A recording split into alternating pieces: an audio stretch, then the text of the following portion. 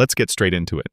There's a specific kind of moment in life where you don't just feel hurt, you feel altered. Something hits so suddenly or so deeply that you're left staring at yourself like, what just happened to me? And here's the part nobody tells you. That broken feeling isn't the end of you. It's the beginning of a negotiation with yourself. Carl Jung talked a lot about how the parts of you you try to ignore don't disappear, they get louder. And when you feel broken, that's usually the moment those hidden parts finally get your attention. You know that moment where you're not sure if you're supposed to get up, shut down, or start over? That moment is actually the doorway. Most people don't recognize it because all they can feel is pain, confusion, or pressure. But beneath all that, there's a shift happening, a turning point. And if you know how to navigate these next 5 steps, that turning point becomes the fastest path to healing you've ever taken. Not because you pretend you're fine, not because you stay positive, but because you understand yourself in a way that cuts straight through the noise. So take a breath. Clear a little space in your mind. Because the truth is, you're not here to stay broken. You're here to figure out how to put yourself back together with more clarity and strength than you had before. And once you see how the first step works, the rest of the process starts to click into place. All right, let's start with the step everyone tries to dodge: facing what actually happened. Most people want to jump straight to the part where they feel better. They want the relief, the clarity, the bounce back. But Carl Jung had this blunt reminder: you cannot heal from a thing you refuse to look at. Avoiding the truth doesn't protect you, it traps you. Here's the honest part. When you feel broken, your mind doesn't spiral because you're weak. It spirals because you're in a tug of war with reality. One part of you knows exactly what happened. Another part is trying to edit, soften, or rewrite the story to make it easier to swallow. That internal conflict? That's what keeps you stuck. So here's the move. Simple, uncomfortable, powerful. State the facts. Not the emotional version, not the exaggerated version, not the version designed to make someone else look better or worse. Just the factual, unfiltered truth of the situation. When you do this, something subtle shifts. Your mind stops burning energy trying to protect you from the truth and starts using that energy to process the truth. The noise quiets. The confusion loosens. The panic settles. That's why this step comes first. Because once you stop negotiating with what happened, you stop feeling like you're losing control. And when that pressure finally drops, you make space, actual mental space, for the healing process to begin. And the wild part? The moment you face the truth you've been avoiding, the emotional intensity that was gripping you starts to lose its hold, which is exactly why the next step hits harder than you expect. The second step is letting the emotion move through you instead of letting it control you.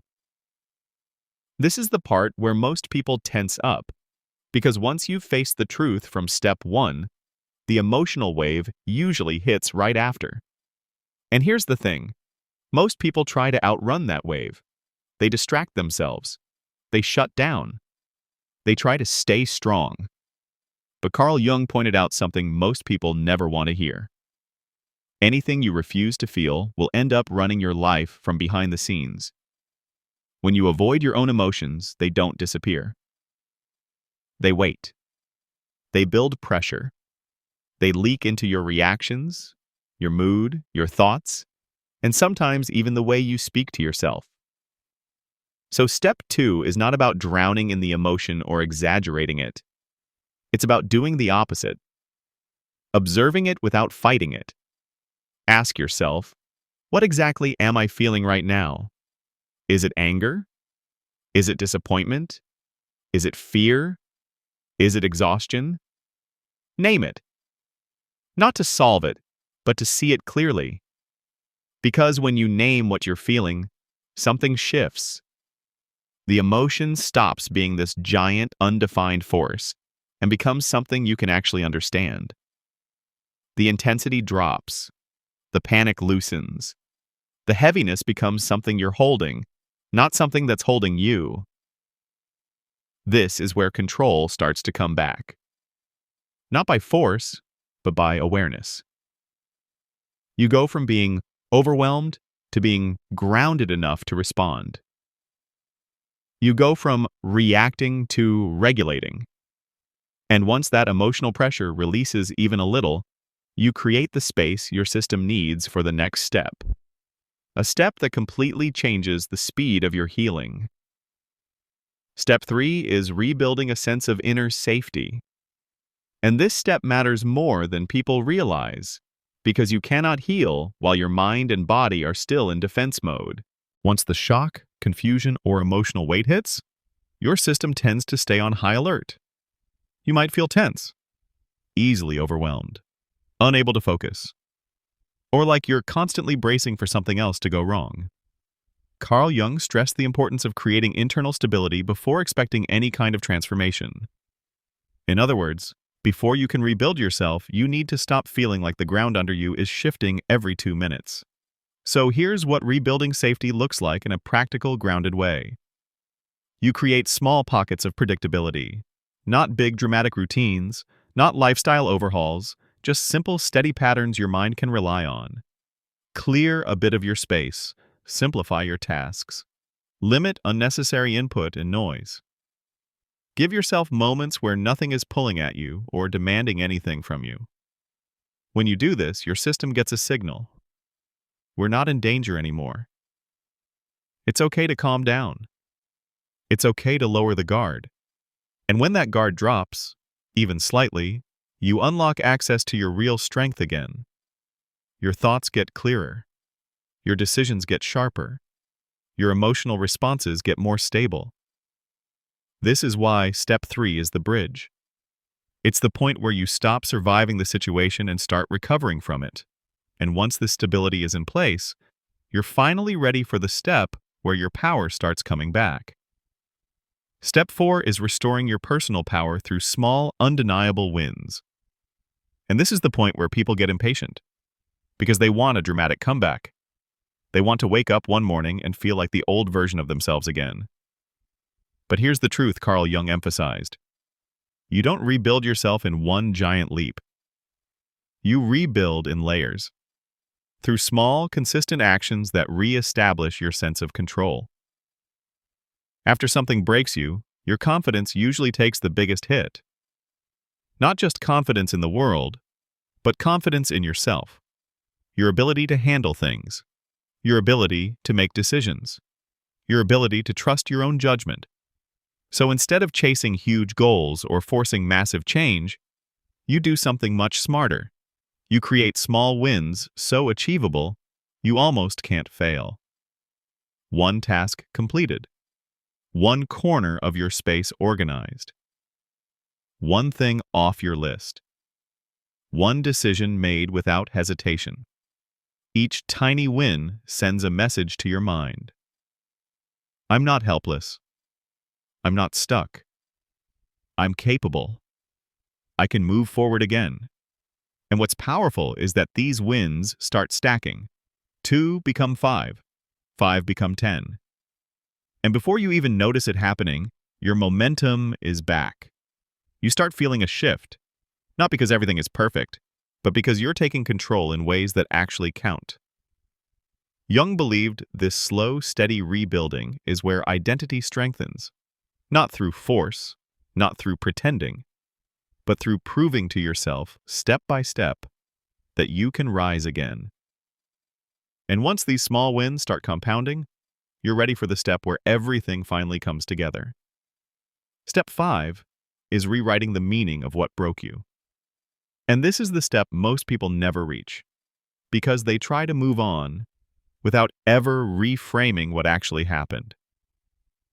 Carl Jung talked a lot about how the experiences that shake us the most often carry the exact information we need to understand ourselves more fully.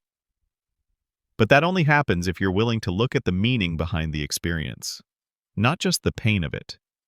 Here's the mistake people make. They think healing means erasing the past, forgetting it, or pretending it didn't shape them. But real healing is the opposite. It's about integrating the experience so it stops defining you in a negative way and starts informing you in a constructive one. Ask yourself a few direct questions. What did this reveal about my endurance?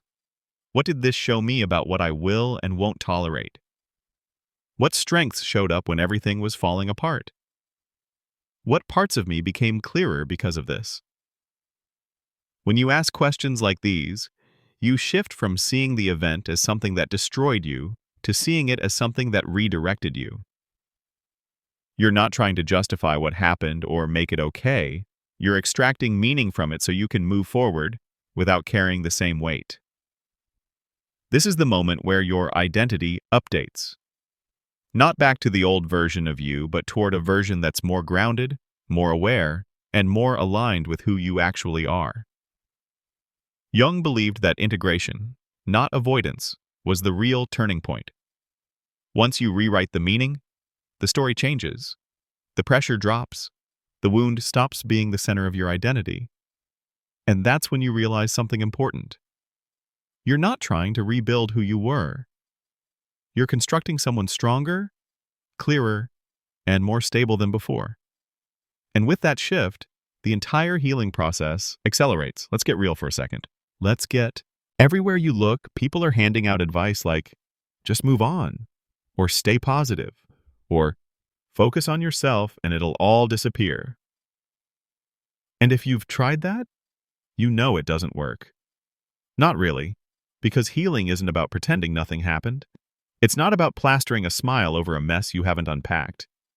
Carl Jung would argue, and he was blunt about this, that if you ignore the parts of yourself that got hurt, traumatized, or confused, they don't disappear.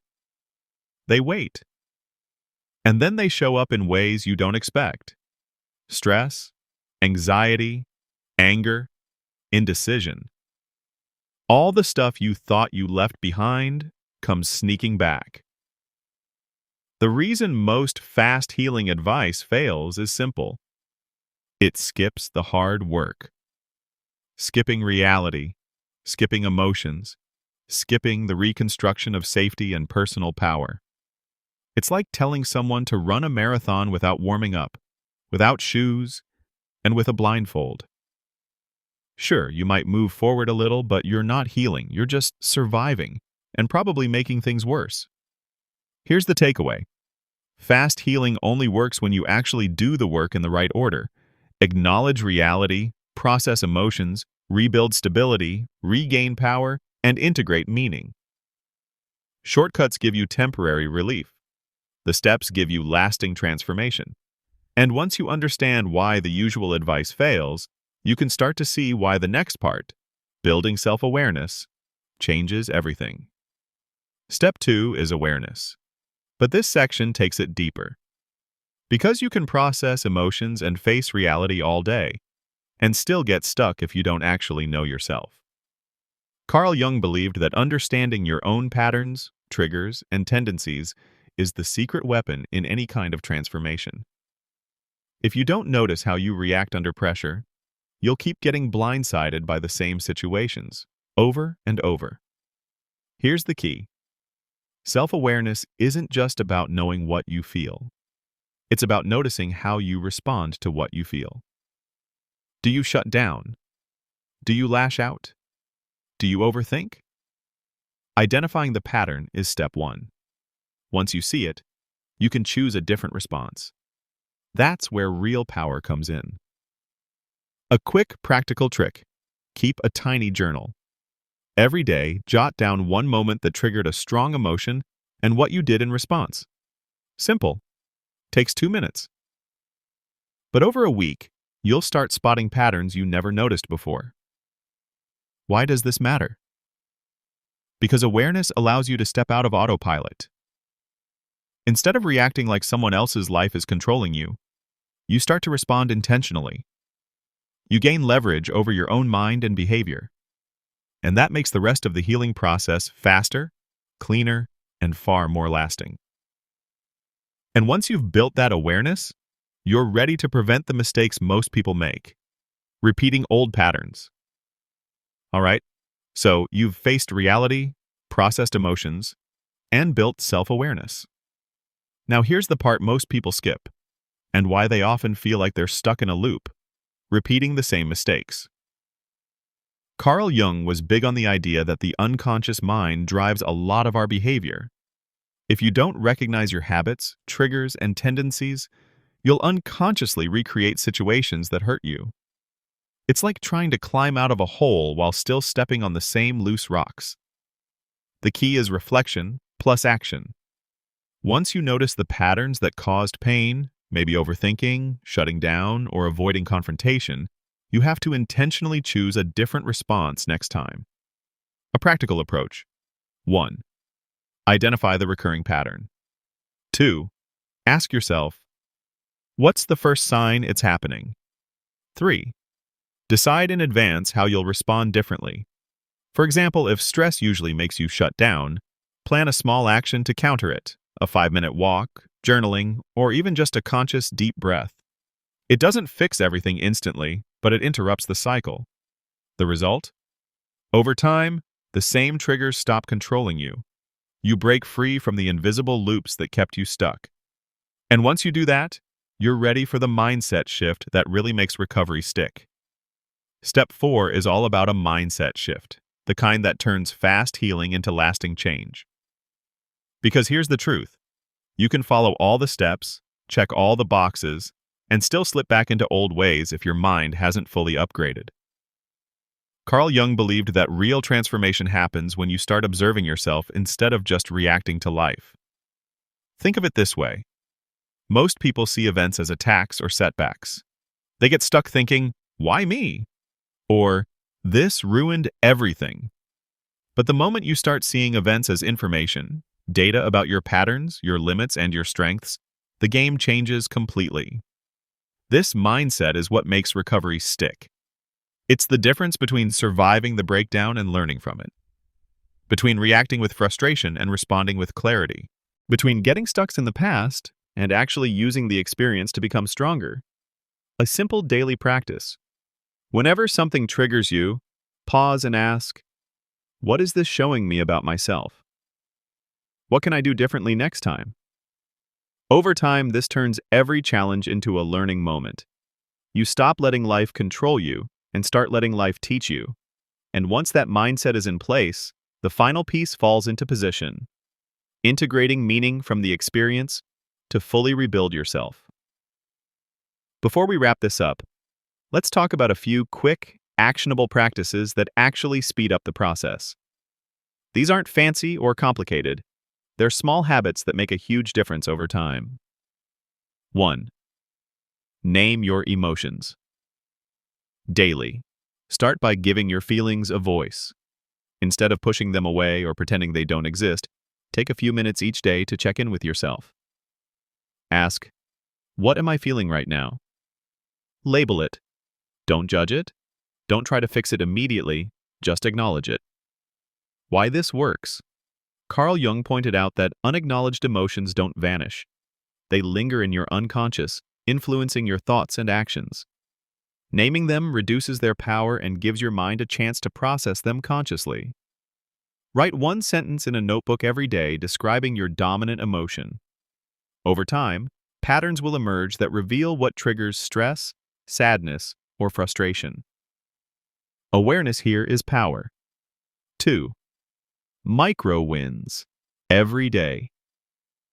After you feel broken, even the smallest tasks can feel overwhelming.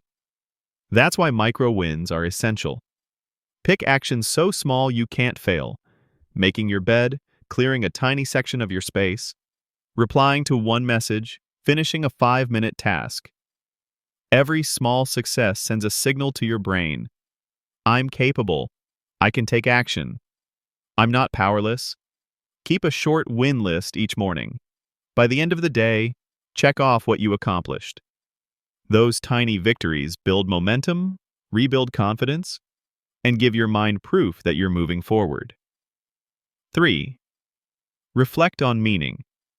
Not every experience needs to be forgotten. In fact, the opposite is true. Learning from what broke you accelerates healing. At the end of each day, ask, what did today teach me about myself? What did I notice about my reactions? What strength showed up when I felt stressed or upset? Even writing one sentence counts. Over time, these reflections help you integrate your experiences and turn pain into insight. Jung emphasized this integration as the key to long-term psychological growth. If journaling feels too heavy, do a quick mental recap while lying in bed. Just name one lesson or insight from your day. 4. Protect your space. Your environment either speeds up healing or slows it down. After a breakdown, your mind and body need calm and predictability. Practical ways to create safety. Silence notifications for a few hours. Reduce clutter around you. Limit exposure to draining people or information. Create a small daily ritual that signals rest. A warm shower, a short walk, or listening to music without distraction. These actions tell your nervous system it's safe to relax, which allows your brain to shift from constant alert mode to recovery mode. 5. Track patterns and triggers. Awareness alone isn't enough. You need to actively notice how your mind reacts and what triggers old habits. Daily practice. Note one situation that triggered a strong emotional reaction. Record your response. Ask, was this productive? Could I respond differently next time? This practice helps you catch automatic reactions before they spiral out of control. Over time, you start interrupting destructive cycles before they take hold, making healing faster and more sustainable. These practices don't replace the steps we've covered, they reinforce them. They accelerate your recovery, strengthen your self-awareness, and make the healing stick in a way that lasts. Once these are in place, everything from the 5 steps to the mindset shift becomes far more powerful. So let's pull this all together. You've faced reality. You've let your emotions move through you instead of controlling you. You've rebuilt safety. You've reclaimed power through small wins. You've rewritten the meaning of what broke you. And on top of that, you've learned why shortcuts fail, how self-awareness speeds recovery, how to avoid repeating old patterns, the mindset shift that makes healing stick, and a few quick practices to accelerate the whole process. Carl Jung's big lesson. Real healing doesn't happen by ignoring what broke you. It happens when you face it, understand it, and use it to build a stronger, clearer, more grounded version of yourself. This isn't about pretending everything is fine. It's not about rushing through pain or faking positivity. It's about understanding yourself, step by step, in a way that actually lasts.